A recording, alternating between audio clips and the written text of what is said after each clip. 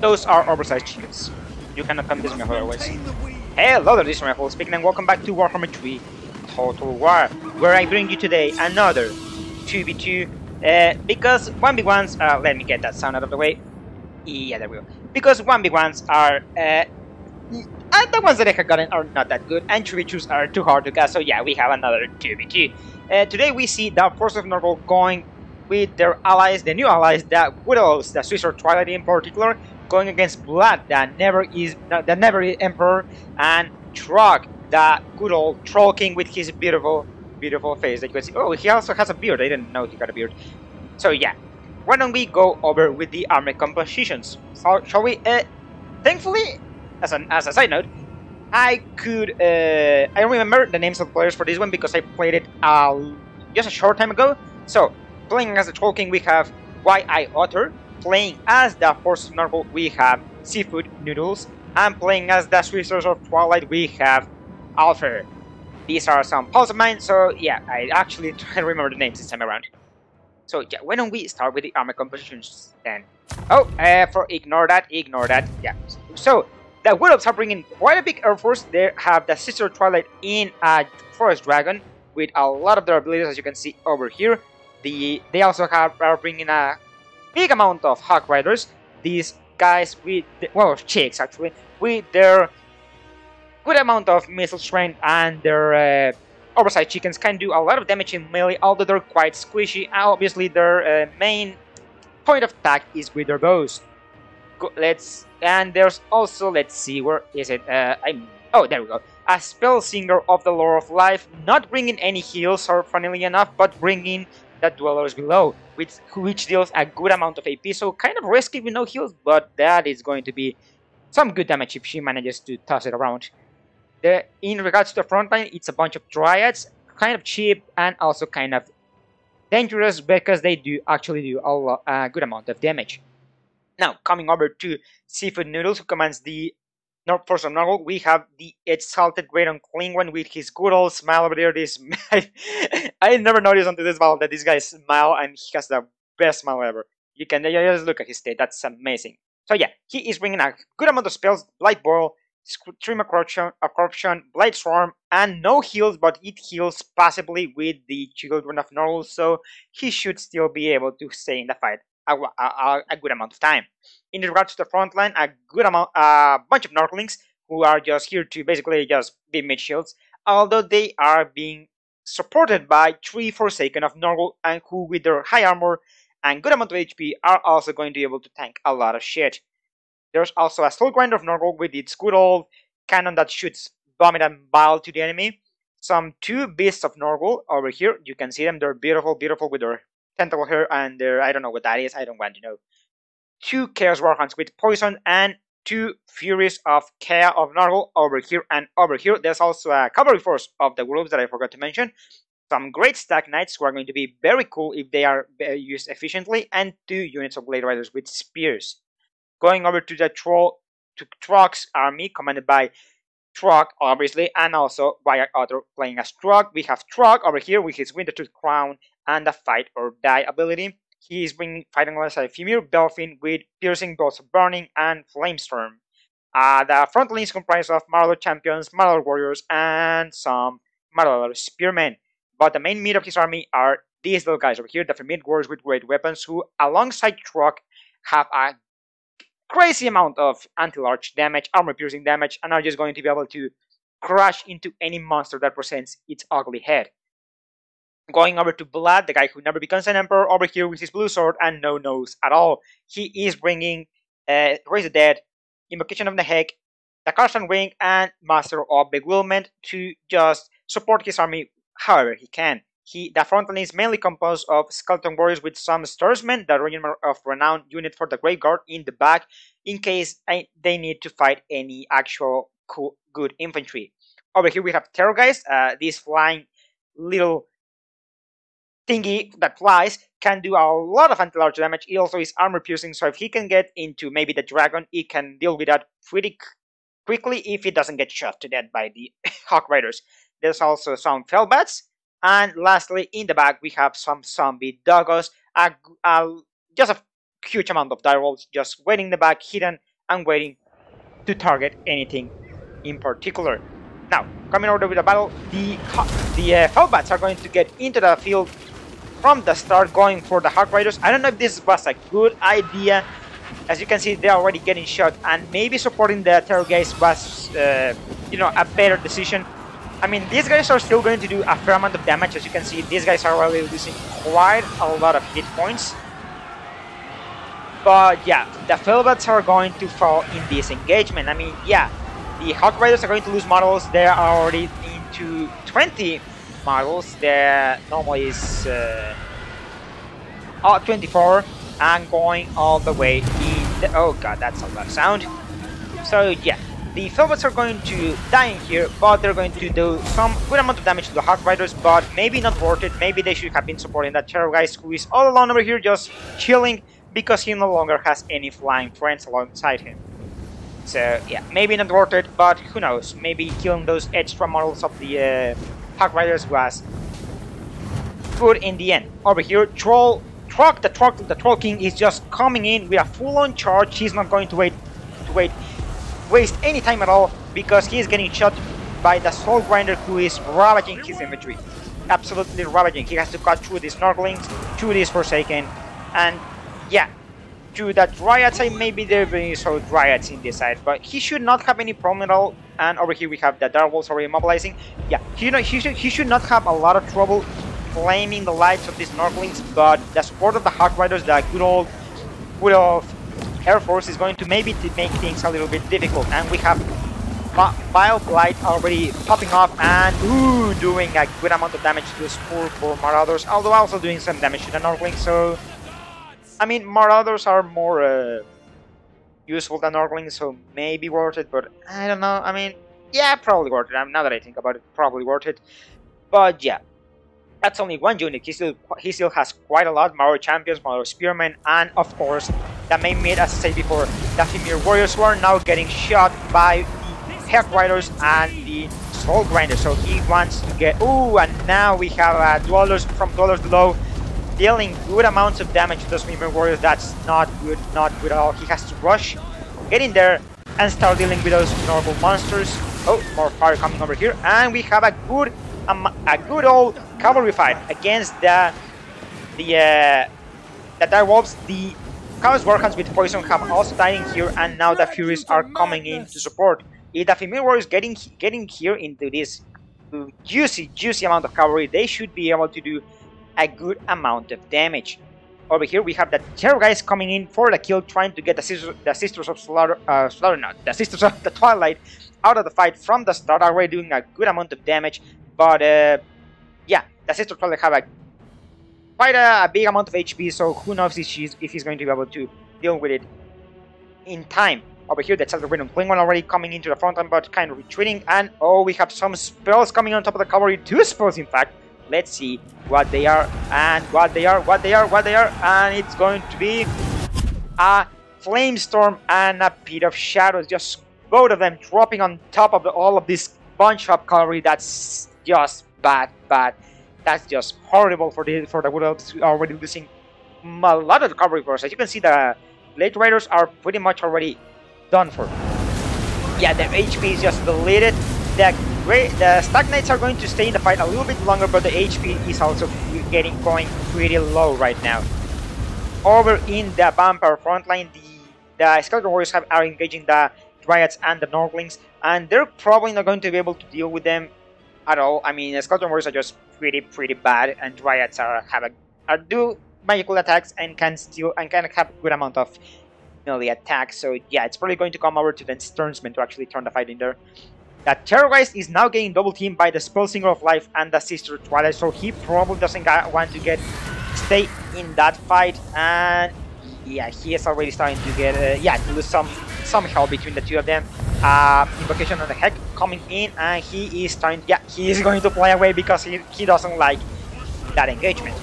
Trog dueling the Exalted Radiant Klingon. That's probably not going to fight for the Exalted Radiant Klingon, and the Femir Belfin coming in to support and just stick up that freaking stick on top on the Exalted Radiant Klingon's ass. Oh, he got shot and he drops to the ground. Over here, the Vampire of Shadow just chilling after dropping that Bit of shadows. I forgot to mention her. Now that I think about it, I forgot to mention her in the armor composition bit. She's bringing bit of shadows and the immortal will. So yeah, you now know her that she exists. And yeah, let's get on with the rest of the battle. Over here, we're going to have some pestilent red or whatever that spell is called, running over the Marauder Spearmen, who are not having a good time among all of that. And now that some more spells are going to come in their way, yeah, they're not going to have a good time. Over here, Truck is now fighting the Beast of Nurgle and the Exalted Great Klingman at the same time with some air support by the Super Twilight, who appear to be shooting on top of this poor guy. Oh, and now a red spell coming out and just dealing a lot of damage to his HP. I mean, and Blight Boil coming in and not doing quite. Oh, yeah, actually doing a lot, just a little Spearman. So yeah, Truck is pretty unhealthy right now. He lost a lot of HP. I mean, he can still regen quite a lot, but yeah, yikes, that's just a lot of HP that is lost in this early in the battle. Over here, the Great Stag Knights are still fighting it on. They are pretty low and are getting their knees chewed on by the Dark Wolves, so they are probably not going to stay in the fight much longer, especially with the support of the Marauder champions, who are going to come in and just surround these poor Stag Knights and just chop them to pieces. Over here, Truck starting to retreat. Some Femir warriors trying to cover his escape against the Beast of Nurgle and the Exalted Great Klingman. In this side, the Soulgrinder is just shooting away into more Marauder champions. Quite a sweet target, if you ask me. But yeah, the Sternsmen have now engaged some of the Dryads, and they're going to probably do some short work out of them. Where is the Terrorgeist? The Terrorgeist is trying to kill the Spell Singer of Life and already doing quite a bit of damage. Let's see how much damage he has done at 1000 already. And he's still quite healthy. That's good news for the Vampire Army, although their ally Truck is kind of running away right now because he got kind of double teamed by both the Exalted Great Klingman, the Beast of Nurgle, and also the Bread attack by the Dragon of the Sister of Twilight. Over here, just Blood just trying to come across some Dryads, not having much success. Meanwhile, the Vampire Shadows at 110 kills. That's all of that fucking cavalry that got decimated over there. How much damage value was that? 1,300 already, and with only one spell. That's actually quite good. And she's now just dealing with some Chaos Furies who are just trying to kill her. Over here, some Female Warriors who got Lightstorm drop on top of them, just dealing with one of the Beasts of Nurgle. Oh, but another spell is going to come on top of them. Let's see what it is. It's going to be another Dwellers Below. Great use by the Dwellers Below, just saving it for the Femir Warriors, it appears. This spell just shredding through their armor, shredding through their HP, and that's really not good. Over here we have the Terrorgeist, who once again came to fight the Sisters of Twilight, but he's probably not going to take that engagement again because he is getting surrounded by the Chicken Air Force, the Hawk Rider just coming in and pecking that thing to death, and he is going to drop to the ground, not wanting to fight all of that air power at the same time.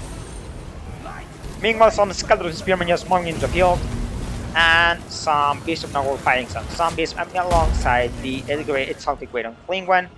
Over here, it appears that the infantry fight is kind of finishing. The Sternsmen dealt with some of the Dryads pretty easily, and they're probably going to deal with these guys as well. Truck has finally come back. He is he can still heal quite a lot, so if he waits, he's going to have quite a bunch of health and be able to tank a lot of damage.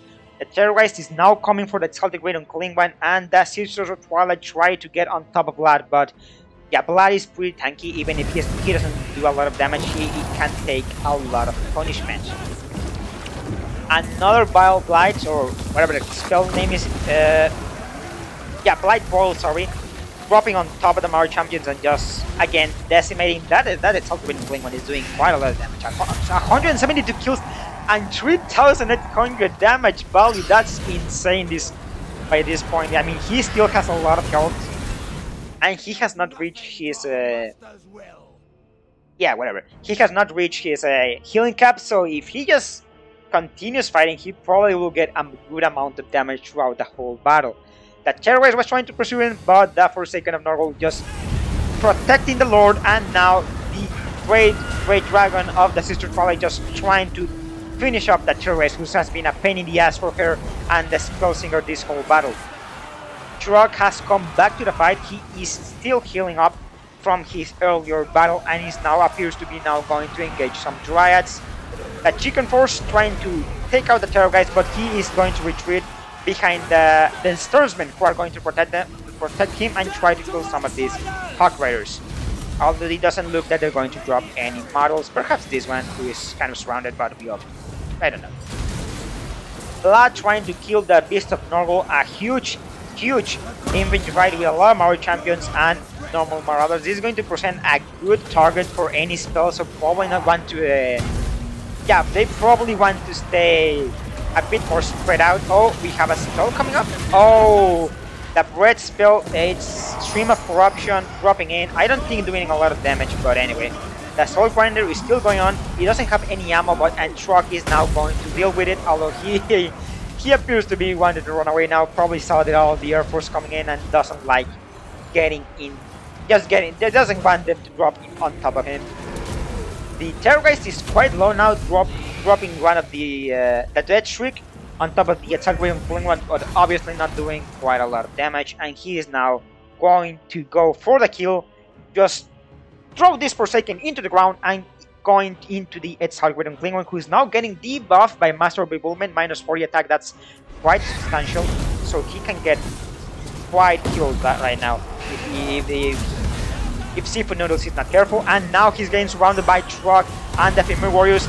Yeah, Alfred has to come in with support with the Sister Twilight and the Spell Singer of Life, and another spell going to drop some zombies to support the units that are now fighting. And it looks like it's going to be that game over for the Terror guys. He is only 1,600 HP left, which is still quite something, but the leadership is at minus 55, which means he is going to start dropping health quite quickly as he disintegrates from the battlefield. Over here, Truck is just getting completely surrounded by Forsaken, the Hawk Riders, the Chaos Warhounds, and probably the Dragon. No, the Dragon is not just flying around, and also some Dryads.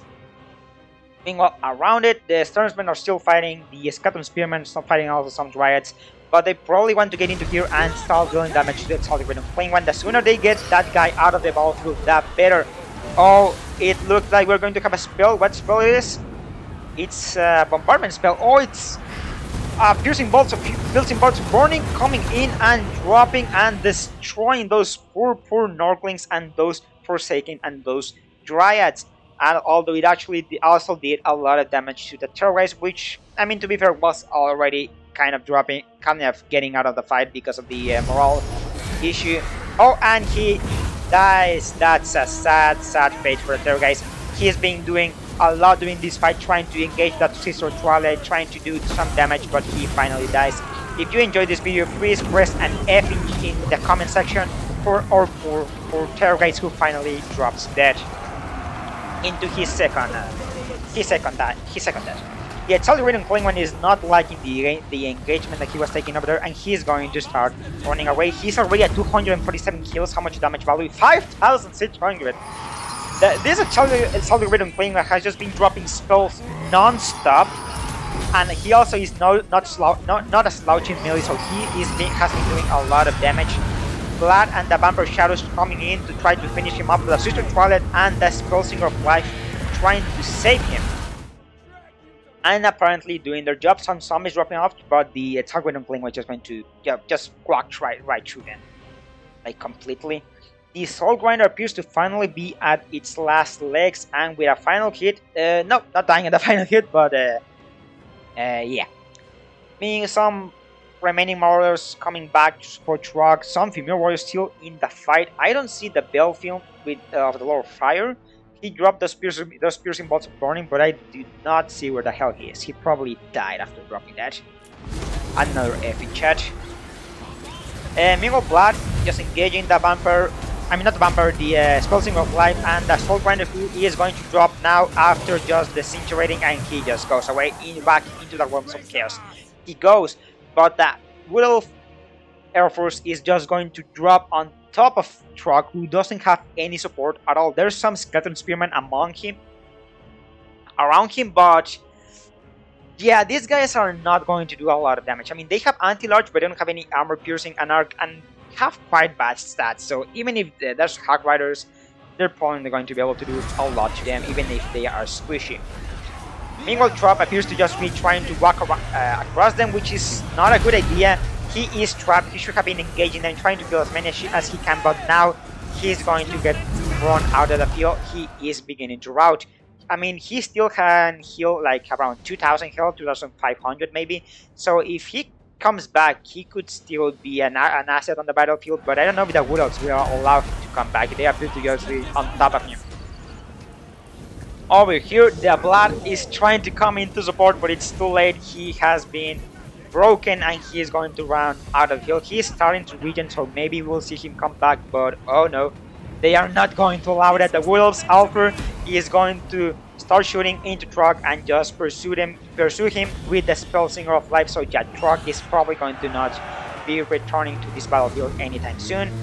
Meanwhile, Vlad and the Vampire of Shadows are still trying to kill the Exalted Wind Unclean One, and the Chicken Airforce is going to come in to support but their ally, but it appears that a zombie summon is going to drop on top of them, and the Blood and the Vampire are going to start focusing them down. These guys, as I said before, I think I said it before, they're quite squishy. They don't have a lot of armor, they don't have a lot of health, and they're just going to start to drop, especially with the Scorpion Spearmen supporting them, the Sternsmen, the zombies, Blood shanking them, also fighting some doggos. Oh, and the Dragon also coming in. And also the Vampire, they're going to start to drop pretty fast. You can see that some of them are already breaking. Meanwhile, Blood is trying to kill some dragons, but he is not really up to the task. He can maybe do some damage, but with his tiny sword against a dragon, yeah, especially one ridden by the Sisters of Twilight, who I think has some passive regen. Let me check. Yeah, they have some passive regen. But yeah, a lot of chickens have died, and another Dwellers Below coming in, ravaging what remains of the Vampire Infantry, ravaging the Sternsmen, who have now gotten destroyed. The zombies and the Skeleton Spearmen also dropping, so it's now up to Blood and the Vampire of Shadows. The how do you say it? The army balance says that it's even, but I don't know, without any infantry support, I don't know how these two guys will be able to carry this battle. Maybe if they kill this Salguin Klingwind, who is at 2,700 remaining health, maybe they could do it, but there's still quite a lot of an air force for the woodelves who are coming in to support. The Spell Singer dropping on top of the Vampire of Shadows, who has hit the regen cap, so she's not going to heal any longer, and now the rest of the Hog Riders coming in, just pecking her to death with their bigs, and yeah, she is not going to have a good time in there. I mean, Blood is trying to support. He just killed the Hog Rider, but it's not looking good. Her health just continues to drop. Some Dryads also coming in, and that dragon, that beautiful dragon is, yeah, that Vampire is just dropping and dropping. Yeah, another hit, and she's probably going to go. Yeah, and just with a final bite, she goes down. It's all up to Blood, and it doesn't look like it's going to happen. Sadly, it appears that the battle is over. There's nothing remaining for either side. I mean, yeah, there's a lot of remaining. I mean, there's nothing remaining for Trog and Blood to call in to support. And the even though the Nurgle force and the woodelve forces lost quite a lot, in the end they come out victorious, and it's all just a slugfest. Blood is quite tanky, but he's going to finally perish. And yeah, just like that, he just got surrounded and pecked to death. Poor Blood. Going over to the final stats, yeah, battle defeat, I think that's accurate. That Celtic Wind Unclean One was quite low. The Sister Twilight lost quite a lot, and they were also not in their most healthy space. But, I will say yes, just because I want to. Blood doing 1,200 damage value, not a lot, but he was mainly supporting with zombie summons and healing that Terrorized and the Vampire Shadows, who did 2,900. I didn't think the Vampire Heroes were good, but apparently they are. I mean, you saw the damage value was at around 1,300 with the Pit of Shadows, and we didn't see any Pit of Shadows after that. It was pure melee. Pure melee. The Terror is doing 2,100, pay for himself, but yeah, if those Fellbats weren't wasted at the start by me, he probably would have been able to do quite a lot more. The Sternsmen only doing 1,100, and the Doggos not doing quite well. These ones did more or less. The Fellbats also not doing as you would, I mean, as you would expect, yes, but not as much as they could have done.